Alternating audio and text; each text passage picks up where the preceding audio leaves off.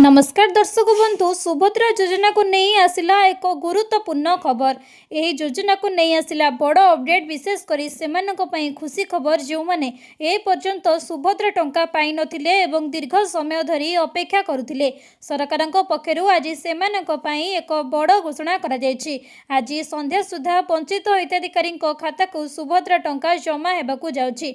सूचना अनुसार प्राय 1,23,849 जन हिताधिकारी आज यह टंकार लाभ पाइबे। यह विषय रे राज्यर उपमुख्यमंत्री प्रभाती परिडा एक्स माध्यम सूचना देइथिबा बेले स्पष्ट करिसेंति जे पूर्वरु वंचित होइतिबा हिताधिकारी नुआ भाबे जोड़ा जाइतिबा हिताधिकारी माने आज मध्य लाभान्वित हेबे। जदि आमे पूर्व परिस्थिति को देखिबा तेबे मार्च 8 तारिख रे अंतर्जातीय महिला दिवस अवसर रे सुभद्रा योजनार चतुर्थ किस्ती जारी करा जाइतिला। एहाकु सेहि दिन राज्य रे एक बड़ आर्थिक सहायता बंटन देखा मिलता। एका समय 5,000 कोटी टंकारु अधिक राशि बंटन करा जाइतिबा बेले 1 कोटी अधिक महिला अकाउंट को सीधा सड़क टंका जाइतिला। यह सुविधार लाभ उठाइथिले 2,13,198 जन नुआ हिताधिकारी एथिरे जोड़ा जाइतिले। किंतु समय समस्या देखा आसीथिला जेउठारे अनेक हिताधिकारी पूर्वर प्रथम 3टी किस्ती पाइथिले सेमानकु चतुर्थ किस्तीर टंका मिली नथिला।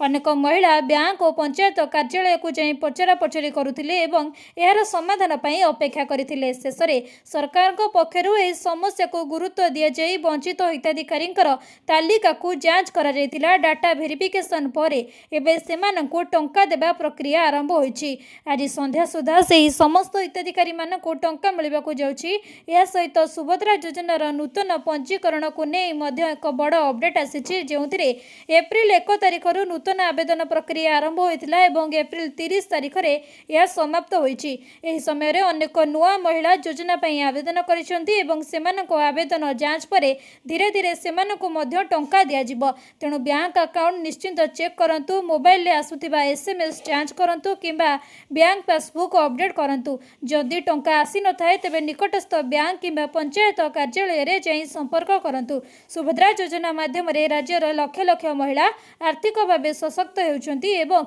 घरोई खर्च, छोट व्यवसाय और स्वाधीन जीवन पाई बड़ सहायता हेउछि। सरकार यह पदक्षेप महिला मानकर सशक्तिकरण पाई एक गुरुत्वपूर्ण पदक्षेप बोली कहा जायछि। तेणु आजिर दिन सुभद्रा हिताधिकारी मानक पाई खास एवं वंचित थिबा महिला मानक पाई एक बड़ घोषणा नहीं आसिछि। यह गुरुत्वपूर्ण खबर पाई आम ओडिशा न्यूज चैनल को सब्सक्राइब करी वीडियोटी को लाइक एवं शेयर करंतु। धन्यवाद।